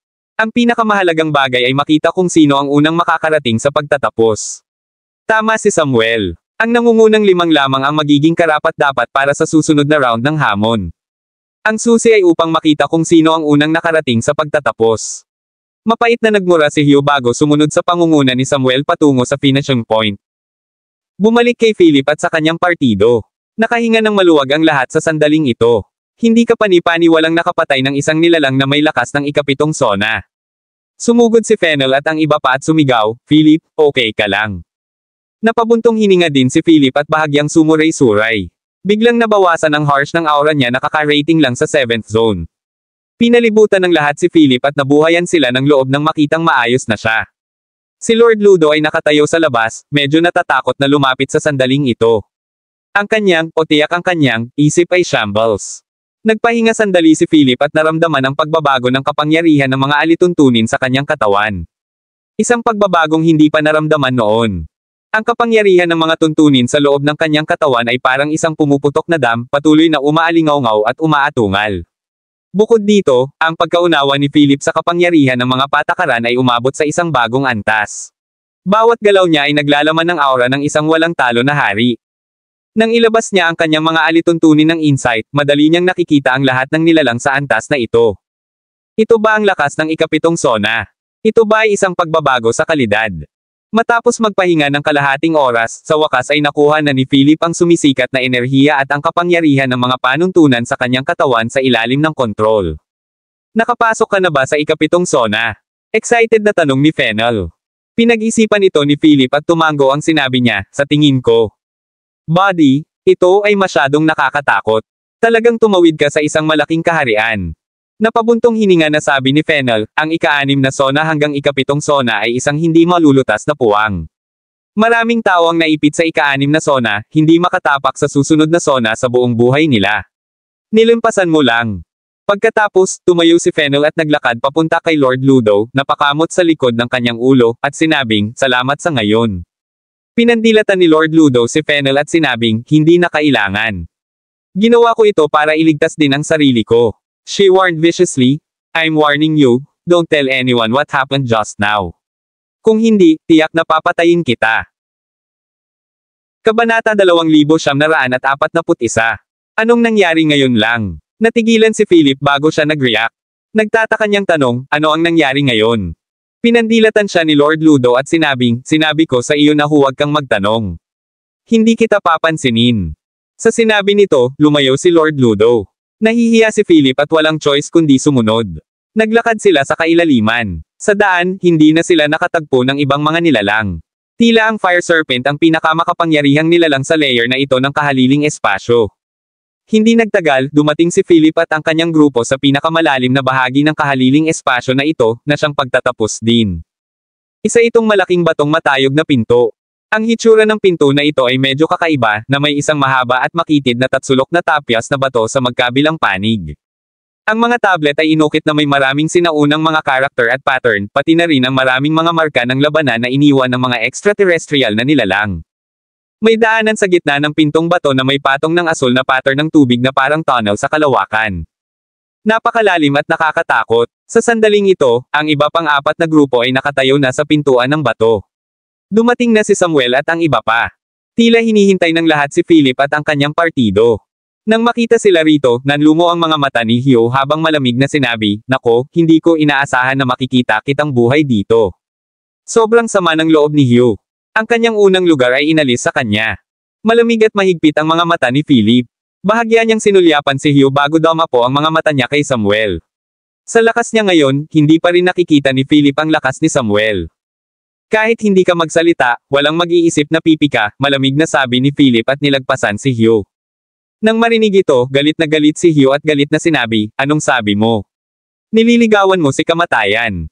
Sa sinabi nito, sinuntok ni Hugh si Philip ng malaking energy vortex. Kumunat ang noo ni Philip, tumalikod, at pinalayas. Boom! Napalipad si Hugh sa pamamagitan ng sipa na iyon. Bumagsak siya sa lupa at marahas na umubo. Kung iyon lang ang mayroon ka, itigil ang paggawa ng kalokohan sa iyong sarili sa harap ng Ro, malamig na sabi ni Philip. Si Hugh ay nasa huling yugto ng ika-6 na sona. Boom! Nainsulto si Hugh at sinuntok ang lupa sa galit. Nagbutas siya sa lupa bago siya tumalon sa galit. Tama na. Tumahol si Samuel at mariing tinitigan si Hugh. Pinigilan niya si Hugh at sinabing, huwag kang magdulot ng eksena. Itinuro ni Hugh si Philip at galit na sinabi, Tito Samuel, masyadong mayabang ang batang ito. Gusto ko siyang patayin sa labas ngayon lang. Pinandilatan ni Samuel si Hugh at sinabing, shut up. Wala ka ng laban sa kanya ngayon. Tumabi ka. Galit pa rin si Hugh ngunit tanging ang dugo sa gilid ng bibig niya ang nagagawa niyang panasan at tahimik na tumabi, malamig na nakatitig kay Philip. Pagkatapos, ngumiti si Samuel kay Philip at sinabing, patawarin mo kami, young Patriarch Clark. Kumunat ang noo ni Philip at sinabing, kilala mo ba ako?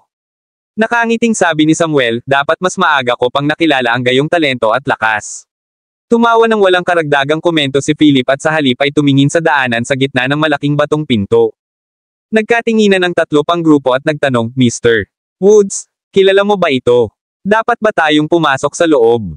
Matawaman na tinitigan ni Samuel ang daanan at nagulat na sinabi, kung hindi ako nagkakamali, ang talatang ito ay dapat na humantong sa huling bahagi ng kahaliling espasyo na ito, na siyang ika-4 na antas na papasukin natin. Napakataas ng risk factor. Kailangan nating magtulungan. Kabanata 2942. Nang marinig ang sinabi ni Samuel, lahat ay napatingin sa isa't isa. Magtulungan. Sinong maniniwala dyan? Ang mga makakarating sa puntong ito ay hindi pangkaraniwan, at lahat sila ay mga taong mapagkunwari. Sumang-ayon man silang magtulungan ngayon, walang kasiguraduhan kung magpapatayan sila sa loob. Kaya naman, ang lahat ay nagkatinginan sa isa't isa ng tahimik, naghihintay ng ibang tao na unang tumayo. Sa wakas, may hindi na nakapagpigil at nagtanong, Mr. Woods, ano ang ibig mong sabihin sa pagtutulungan? Ngumiti si Samuel at sinabi, syempre, nangangahulugan ito na kailangan nating magtulungan para makapasa sa ika-4 na antas, makapasok sa ika-5 antas, at makuha ang lihim na kayamanan ng sinaunang pantas. Kung ganoon, gusto kong malaman kung ang ilang mga tao ay kailangang ma-screen out sa ika-4 na antas. Kung ganoon ang kaso, paano gagana ang kooperasyon? Nang marinig iyon, isang pahiwatig ng hindi mahahalata na lamig ang sumilay sa mga mata ni Samuel bago siya ngumiti at sinabing, sa tingin ko lahat ay nag-aalala ng sobra. Malalaman lang natin ang mga detalye ng ika-4 na hamon kapag pumasok na tayo. Ngunit dahil may naglabas nito, ipinapangako ko na kung talagang kailangan nating alisin ang ilang kalahok sa ika-4 na antas, masisiguro kung magtutulungan ang lahat, maging ang aking koponan o anumang iba pang koponan na maaaring pumasok sa ika-5 antas at makuha ang lihim na kayamanan ng sinaunang pantas, lahat ay tiyak na makakakuha ng bahagi nito kapag sila ay lumabas na. Isang bahagi. Haha, hindi kami naniniwala dito. Sa isang tabi, malamig na sabi ng isang grupo na may kakaibang pananamit sa mga sandaling ito. Kanina pa napansin ni Philip ang grupong ito. Tumingin si Samuel sa pangkat ng 5 at nakangiting nagtanong, ano sa palagay mo, kung gayon? Ang pinuno ay may dalang malaking sable sa kanyang likod at naglabas ng nakakatakot na aura. He crossed his arms and ferociously said, napakasimple. Dapat tayong pumunta sa ating magkahiwalay na paraan at ipasa ang antas sa ating sariling lakas. Kung hindi tayo makakarating, walang saysay ang pag-aaksaya ng oras dito. Pagkatapos nito, ikinawin niya ang kanyang kamay at sinabing, tara na. Pagkatapos, ang 5 taong ito ay pumasok sa daanan at nawala sa paningin ng iba pang 4 na koponan. Nagkatinginan ang natitirang 4 na koponan, at ang 2 pa ay agad na pumasok sa daanan. Tumingin si Samuel sa party ni Philip at nakangiting nagtanong, young Patriarch Clark, handa ka bang makipagtulungan sa akin?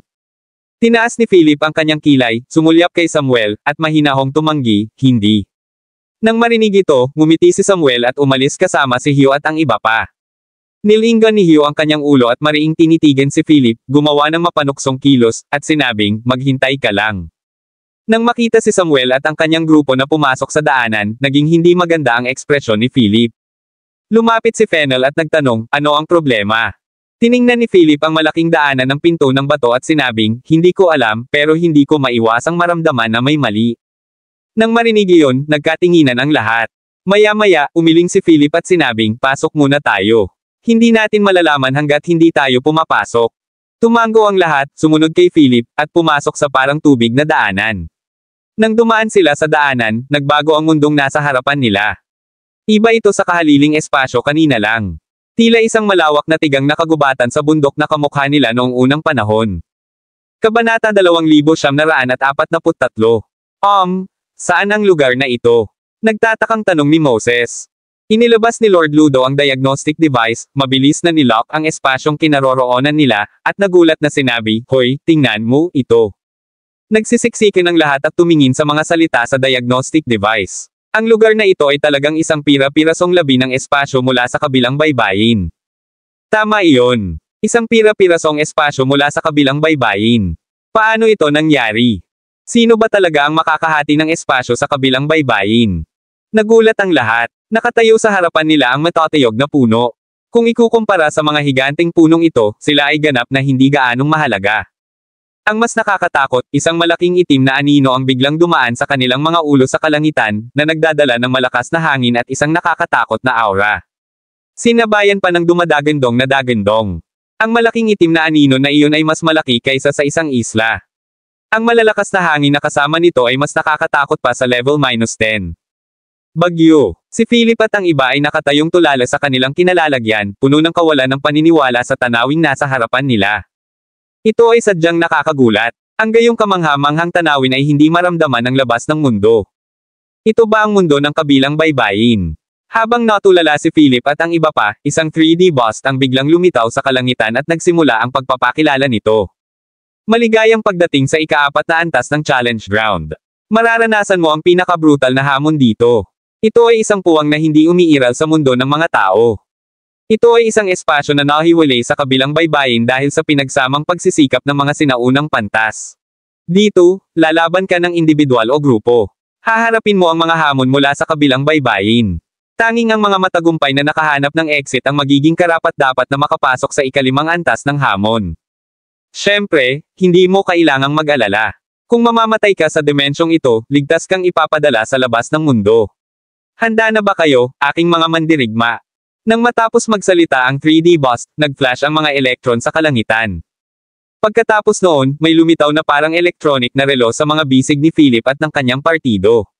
Kasabay nito, lumitaw ang isang maliit na asul na projection, na isang babaeng nabuo sa electron-ikong paraan. "Hello? Guide mo ako, Sibel. Tapat kong i-record ang mga away na nakatagpo mo dito. Kung ang iyong buhay ay nasa panganib, maaari mong tawagin ang aking pangalan at ipahayag ang iyong pagsuko. Paalisin ka rito. Dito, nais kong hilingin sa iyo ang bawat tagumpay sa iyong paparating na hamon. Good luck." Pagkatapos, nawala ang asul na projection sa isang iglap. Nagkatinginan si Philip at ang iba, medyo nalilito. Gayunpaman, sa pag-iisip tungkol dito, ang lahat ay dapat na nahaharap sa parehong sitwasyon. Ano ang dapat nating gawin? Tanong ni Moses. Tumingin si Philip kay Ludo at nagtanong, gaano mo kakilala ang lugar na ito? Umiling si Lord Ludo at sinabing, hindi ko alam. Wala pa akong narinig na ganoong espasyo sa Mystic Cave. Nang marinig ito, napakunot ang noo ni Philip, huminga ng malalim, at sinabing, kung ganoon, dapat tayong magsama-sama at tumulong sa isa't isa kung nahaharap tayo sa anumang panganib. Tumango ang lahat at nagpatuloy. Ang elektronikong relo sa kanilang mga pulso ay may mapa ng espasyong ito, at ang ilang pulang tuldok sa mapa ay kumakatawan kay Philip at sa kanyang partido. Sa pinakaharap, may kumikislap na berdeng tuldok na dapat ay labasan. Gayunpaman, 3 kalsada lang ang patungo sa berdeng tuldok sa mapa, at maraming marker ang nakasaad dito. Hindi moari ni Philip at ng iba pa at nakakagawa lang sila ng isang hakbang sa isang pagkakataon. Makalipas ang mga 10 minuto, nakarating sila sa isang kanyon na may matataas na bangin sa magkabilang gilid. Ang loob ng kanyon ay natatakpan ng makapal na miasma na mukhang nakakatakot. Kabanata 2944. Huminto ang lahat sa bakanan ng kanyon at pinagmasdan ang paligid. Nagtatayuan ng malalaking puno sa labas habang ang kanyon ay nakahandusay sa harapan nila na medyo kakaiba. Ang mas nakakatakot, ang mga nakakagambalang paghinga ay maaaring maramdaman paminsan-minsan na parang isang hayop na humihingal. Gamit ang diagnostic device sa kanyang kamay, sinimulan ni Lord Ludo na kolektahin ang mga sample dito para sa pagsusuri. Gayunpaman, nagsimulang lumitaw ang mga electromagnetic fluctuation sa device, na ginagawa itong hindi matatag. Sa wakas, nagkaroon ng data failure. May nahanap ka ba? Philip nagtanong sa sandaling ito. Walang magawa si Lord Ludo at sinabing, nasira ang device. Mukhang hinaharangan ng lugar na ito ang device. Sinulyapan ito ni Philip, lumingon upang tingnan ang malalim na kanyon, at ang kanyang mga mata ay naging matalim. Isang hindi kilalang mundo ang naghihintay, at hindi siya ng ahas na makipagsapalaran. Ang lugar na ito ay puno ng mga bagay na nagpabagabag kay Philip, na sapat na upang ipakita ang panganib ng espasyong ito. Ang paggunita sa sinabi ng electronic figure kanina, ang pag-abot sa exit ay hindi madaling gawa. Pagkatapos mag-isip sandali, sinabi ni Philip, "Tara na. Dapat mag-ingat ang lahat at manatiling nasa paningin." Tumango si Fennel at ang iba pa at sumunod kay Philip sa kanyan. Naglakad sila ng 1 metro ang layo sa kanyan na ito na puno ng kulay abong puti na miasma. Sa sandaling sila ay tumuntong sa kanya na ito, narinig nila ang mababang dagandong mula sa kailaliman. "Narinig mo ba iyon?" Takot na tanong ni Lord Ludo. Kumunot ang noo ni Philip, tumingin sa iba, at sinabing, "Mag-ingat." Tumango ang iba at naglakad sa kanyan. Nang sila ay lumalim, sa wakas ay nakita na nila ang totoong mukha sa loob ng kanyan. Isa itong bukas na lambak na napapaligiran ng mga sirang pader at mga guho. Isang malaking extraterrestrial na hayop ang nakahandusay sa gitna mismo ng lambak. Nagmukha itong rhinocero na may malaking sungay sa ulo, na ilang metro ang haba. Napakalaki ng halimaw, 10-10 metro ang laki. Nagpapahinga ito, patuloy na humihinga. Ito ay lumabas na ang miasma sa kanyan ay nabuo sa pamamagitan ng paghinga nito. Huminto si Philip at ang iba pa at tumingin sa malaking hayop na 12-12 metro ang laki sa harap nila. Sa ganoong kalayuan, ramdam nila ang malakas na sigla at nakakatakot na aura nito. Isa itong matanda na hayop na may lakas na hindi mas mababa sa ika-6 na sona. Ito ay isang one-horned beast na may napakalaking sukat at malakas na lakas sa pakikipaglaban. Ang kabuuang pagsusuri nito ay 3 bituin, na katulad ng 8-jawed beast mula kanina. Gayunpaman, ang hayop na ito ay may isang espesyal na katangian. Kapag nagalit ito, mamumula ang lahat at papasok sa isang berserk state. Sa oras na iyon, ang halimaw ay magiging napakahirap na harapin, at ang mapanirang kapangyarihan nito ay magiging napakalakas. Kailangan nating mag-ingat, nakilala ni Lord Ludo ang halimaw sa isang sulyap at sinabi sa iba sa mahinang boses. Ang isang horned beast na ito ay matatagpuan sa database ng Heavenly Court. Ang halimaw na ito ay karaniwang napakamasunurin at hindi gustong umatake, ngunit kapag nabalisa, ito ay aagawin. Clatter. Sa bahagyang paggalaw, umalangaw-ngaw ang tunog ng mga tanikala sa buong lambak. Lumalabas na 4 na malalaking itim na tanikala ang nakagapos sa mga paa ng halimaw na ito, na ipinako ito sa nakapalibot na mga bangin. Kabanata 2945. Ang mga itim na tanikala na iyon ay kasing kapal ng hita ng isang tao. Isang halimaw na nakadina ng 4 na makapal na tanikala ang pumuno kay Felipe at sa iba pa ng hindi paniniwala. Nandoon ang labasan. Umikot tayo, sa isang sulyap, napansin ni Philip ang makipot na labasan ng kanyan sa likod mismo ng hayop. Nagkatinginan ng lahat at dahan-daang naglakad laban sa bangin patungo sa labasan. Napabuntong hininga sila sa takot na magising itong may sapat na gulang na one-horned beast. Gayunpaman, biglang, ang tunog ng mga tanikala ay yumanig sa buong kanyan. Huff! Huff! Malakas na hingal ang umalangaw-ngaw sa kanilang mga tainga. Binuksan ng halimaw ang malaparol nitong mga mata, puno ng bangis. Nakita nito ang 6 na hindi imbitadong bisita na biglang pumasok sa teritoryo nito. Clatter! Kaagad pagkatapos, ang malaking katawan na kasing laki ng burol ay tumayo, at ang mga bato at alikabok na natipon dito ay gamulong din pababa, na nagdulot ng panginginig. Dagandong. Isang mahinang dagandong ang umalangaw-ngaw sa buong kanyan, na naging sanhi ng pagyanig ng mga bangin sa paligid. Maraming graba ang nahulog. Nako, nahanap na tayo. Bulalas ni Lord Ludo, namumutla ang mukha. Sa sandaling mabigkas ang mga salita, lumingon ang halimaw at lumapit kay Felipe at sa iba pa. Sa sobrang lapit ay naramdaman pa ni Philip ang init ng hininga nito. Ang pares ng mga mata na kasing laki ng parol ay mukhang mabangis. Mukhang galit ang halimaw. Dagandong. Ang one-horned beast ay umungal, ibinoko ang kanyang panga, at nagbuga ng napakalaking alon ng init at miasma. Ang tunog ay parang kulog sa pandinig ng lahat. Ang malaking alon ng init ay halos nagpalipad kay Philip at sa iba pa. Tumakbo. Sigaw ni Philip, itinaas ang kanyang kamay, at nilaslas ang isang bahid ng puting tibak na enerhiya. Swoosh! Ang lakas ng espada ay naglaslas sa ulo ng halimaw. Umiling ang halimaw at umungal sa langit. Tinutukan nito ang nag-iisang sungay sa ulo, sumugod ito sa direksyon kung saan nakatayo si Philip at ang iba pa. Sa sandaling iyon, maraming tao ang mabilis na tumakbo patungo sa labasan. Lumapit din ang atake ng halimaw. Boom! Nagbitak ang mga bangin, lumipad ang graba, at umusok ang usok kung saan-saan. Ang halimaw ay gumuho sa kalahati ng bangin. Hindi na natili si Philip para lumaban bagkus ay mabilis na naiwasan ang bumabagsak na graba at tumakbo sa labasan. Dagendong. Sa mahinang Dagendong, nakita ng halimaw na ang pag-atake nito ay nakaligtaan at galit na makitang buhay pa ang biktima at sumipa. Clatter. Sa malakas na pagkalansing ng mga tanikala, hinampas ng halimaw si Philip at ang iba pa. Ang malaking halimaw na ito na tila isang gumagalaw na burol ay nagdulot ng malaking kaguluhan. Nang makita ito, sinasalubong lamang ni Philip ang pag-atake upang marating ni Fennel at ng iba pa ang labasan. Siya ay lumundag sa nagngangalit na enerhiya, at ang kanyang buong katawan ay natatakpan ng pulang apoy.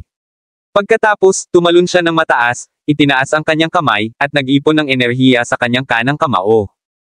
Ang ulo ng isang apoy na Chimera ay nabuo at pinasabog patungo sa isang may sungay na hayop. Boom! Si Philip ay tumalon sa hangin at sinuntok ang ulo ng halimaw ng kanyang nagninangas na kamao.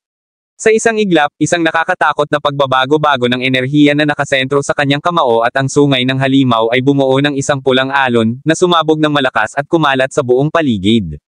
Ang enerhiya ay nagngangalit sa kanyon at lumakas ang miasma.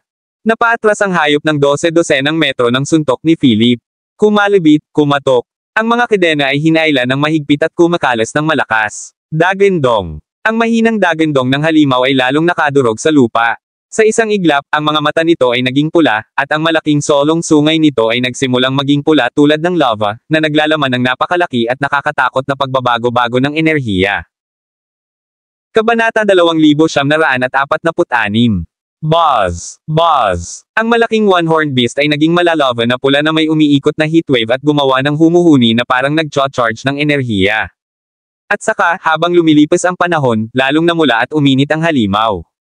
Boom! Ang hayop ay nagsampa sa lupa gamit ang apat na malalaking paa nito, ibinuka ang mga panga nito ng malakas na dagendong, at sinugod si Philip gamit ang napakalaking lava red na sungay nito. Sa sandaling iyon, ang nag-iisang sungay ay bumagsak sa kawalan tulad ng isang kometa na banggaan sa nakakatakot na presyon ng enerhiya. Ito ay maihahambing sa isang buong suntok mula sa isang powerhouse ng ikapitong sona. Nagdilim ang mga mata ni Philip habang ang nakakatakot na pagbabago-bago ng enerhiya ay nagngangalit sa buong katawan niya. Pinagdikit niya ang kanyang mga kamay, at isang umuungal na Chimera ng apoy ang biglang lumitaw sa kanyang likuran. Ang Chimera ay pumailan lang sa hangin na may malakas na dagendong, at ang buong kanyon ay nanginig ng husto. Binawi niya ang kanyang mga braso at inipon ang nakapalibot na enerhiya sa kanyang mga kamao. Parami ng parami ang enerhiyang natipon sa kanyang mga kamao bago sila tuluyang naging ulo ng dalawang dragon. Isa rin itong pag-atake ng buong lakas ni Philip. Scale ng dragon. Galit na umungol si Philip, tumalon sa hangin, naging isang malaking dragon na apoy, at pumailan lang sa langit. Ang napakalaking enerhiya na natipon sa kanyang mga kamao na naging ulo ng dalawang apoy na dragon ay umungal at sumabog mula sa langit na may nakakatakot na presyon ng enerhiya. Tila si Philip na lang ang kasama ng kanyang dragon scale fists at ang hayop na may nag-iisang lava red horn ang nananatili sa mundong ito. Dumagundong. Nabasag ang kamao sa sungay. Bang!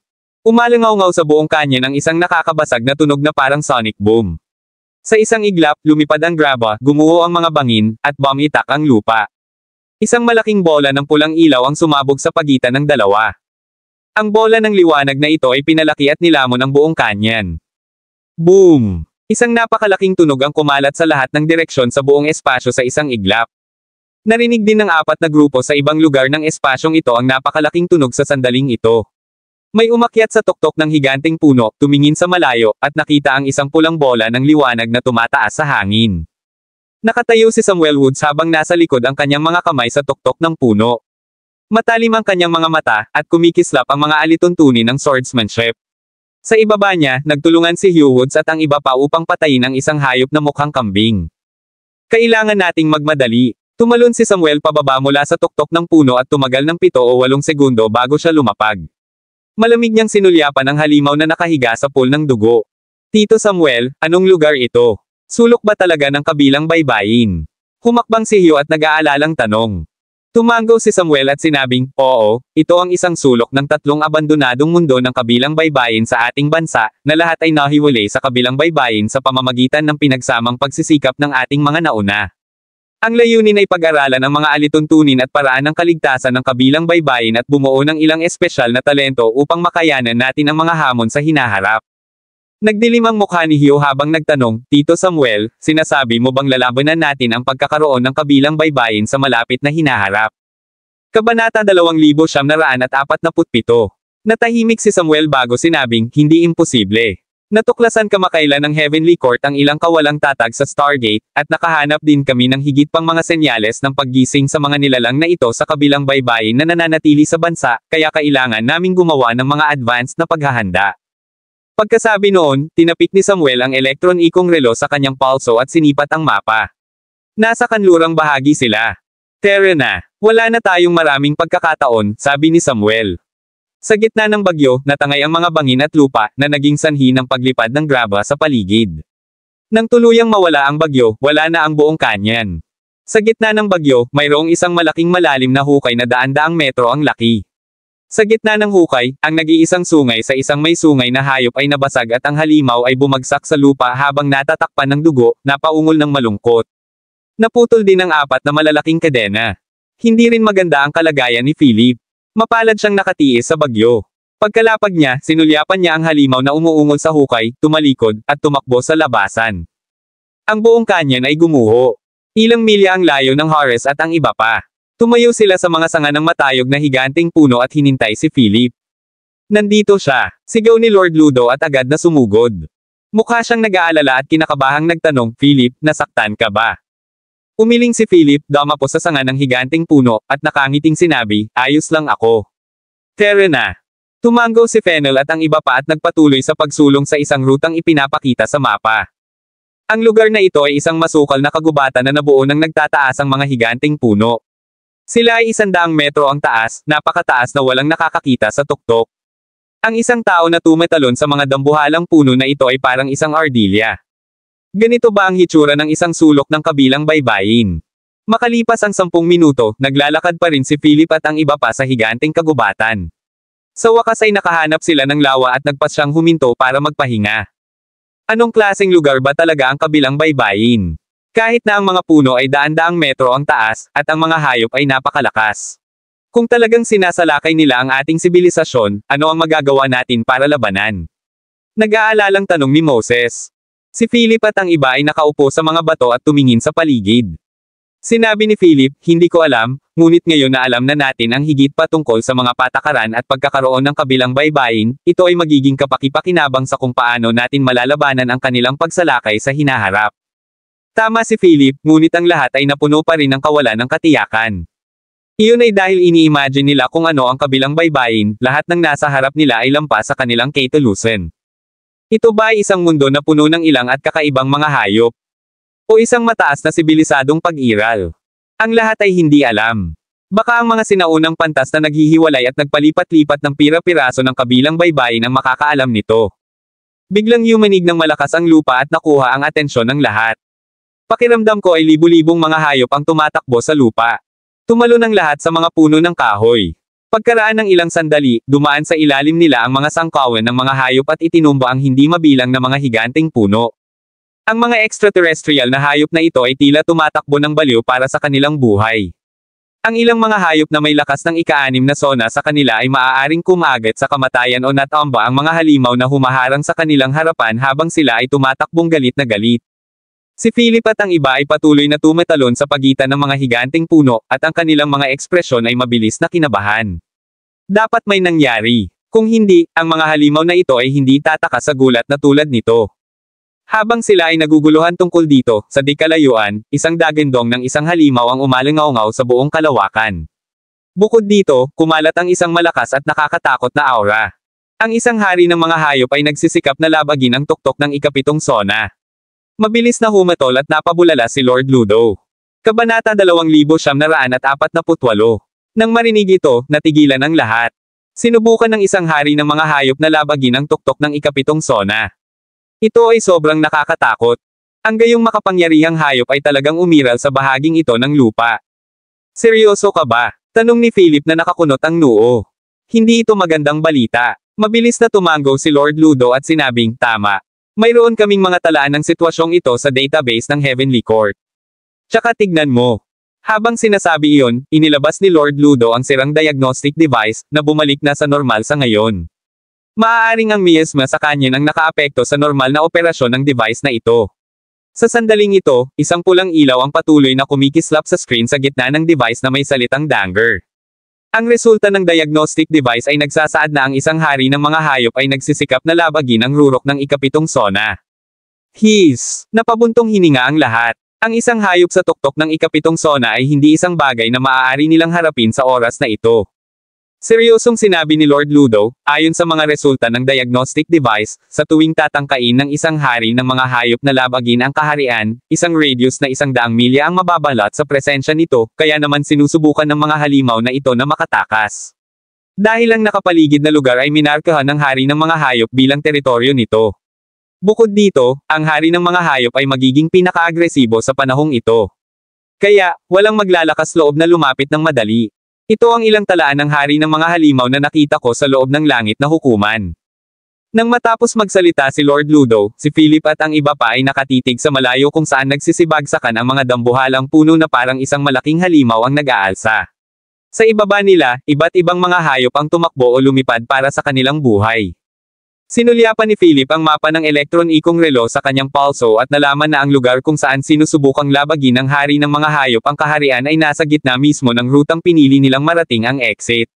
Sa madaling salita, kung gusto nilang makarating sa labasan, kailangan nilang dumaan sa teritoryo kung saan naroon ang hari ng mga halimaw, at hindi sila makaikot. Iyon ay dahil minarkahan ng mapa ang lugar na ito bilang napapaligiran ng mga sirang bangin. Ano ang dapat nating gawin ngayon? Tanong ni Fennel na nakakunot ang noo. Napansin niya ang bigat ng bagay na ito.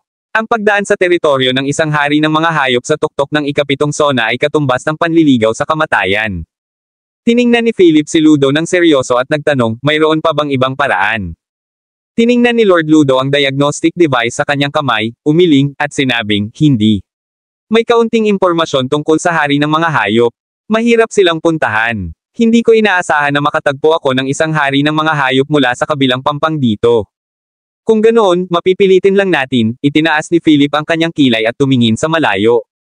Pagkatapos nito, nagtipon sila, maingat na tumingin sa elektron-ikong mapa, at sinuri ang kasalukuyang sitwasyon. Upang makadaan sa lugar na ito, kailangan nilang dumaan sa batong tulay na nagdudugtong sa dalawang bangin. Kaya naman walang ibang pagpipilian si Philip at ang iba pa. Ang tulay na bato ay nasa likod mismo ng lugar na pag-aari ng hari ng mga hayop.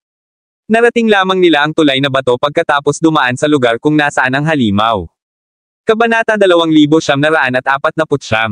Tere at tingnan muna natin, tumayo si Philip at sinabi. Agad namang sumunod ang iba at nagtakbuhan. Habang papalapit sila sa lugar kung saan naroon ang hari ng mga hayop, mas nararamdaman ni Philip at ng iba pa ang pinakamataas na presyon at nakakatakot na kapangyarihan ng mga alituntunin na tumatagos sa hangin. Ang pressure ay parang malakas na bugzo ng hangin na sumasakit sa pisngi ng mga tao. Ang mas nakakatakot, habang papalapit sila, mas bumagal sila dahil tila may napakalaking puwersang nagtataboy na pumihil sa paglapit ng lahat ng nilalang. Nagmula ito sa gitna ng lugar kung saan matatagpuan ang halimaw. Ang nakakagat na layunin sa hangin ay nagpabagabag kay Philip at sa iba pa. Isang malaking piraso ng pinaso na lupa ang nakalatag sa kanilang harapan. Ang mga nakapaligid na higanteng puno ay gumuho, at ang lupa ay nabasag na parang isang nakadurog na labanan ang nangyari dito. Ginawa ba ito ng hari ng mga hayop? Ito ay masyadong nakakatakot. Ang mapanirang kapangyarihang ito ay maihahambing sa isang bombang nuclear. Takot na sabi ni Moses. Hindi niya magawang kumalma sa nakikitang nasa harapan niya. Isa itong napakalaking hukay na kasing laki ng isang maliit na bayan, lahat ay nasusunog na lupa. 12-dosenang milya sa paligid ay nasunog na itim.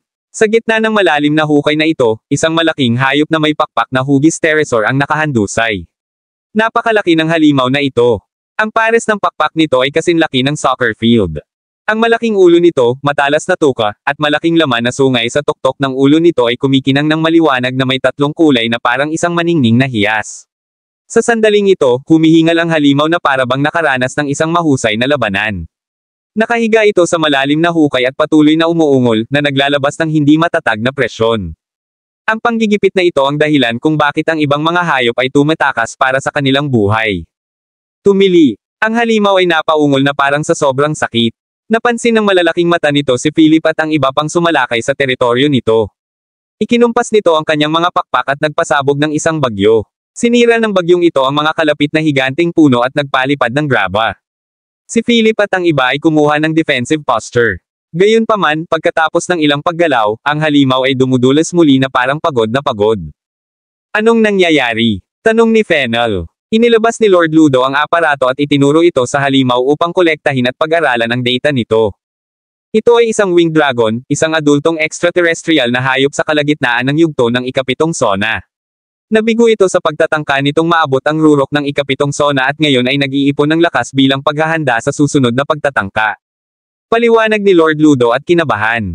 Kumunat ang noo ni Philip, tinitigan ang halimaw, at sinabing, samantalahin natin ang pagkakataong ito para pilitin tayong dumaan.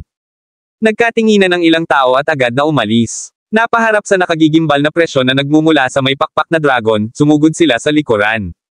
Tili. Nang makita ang ilang mga hindi inanyayahang bisita na pumasok sa teritoryo nito, ang dragon ay labis na nagalit.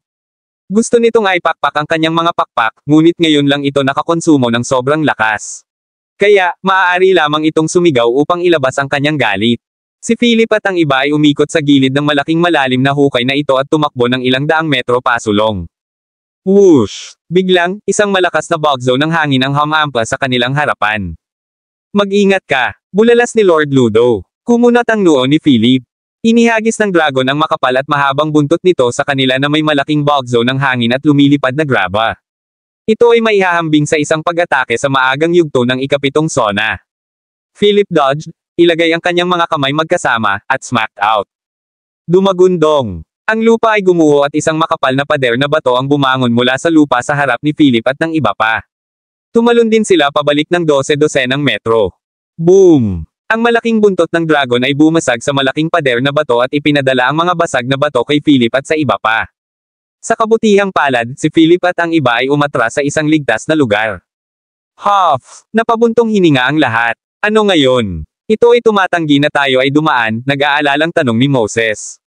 Biglang ibinaba ng dragon ang malalaking pakpak nito at lumipad sa himpapawid, nagdala ng hangin na parang sandstorm.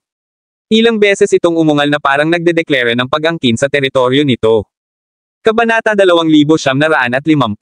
Napatingin ang lahat sa malaking dragon sa langit. Umikot ito ng mataas sa hangin na may napakalaking bugzo ng hangin at tumili kay Philip at sa iba pa sa lupa ng may napakalaking presyon ng enerhiya.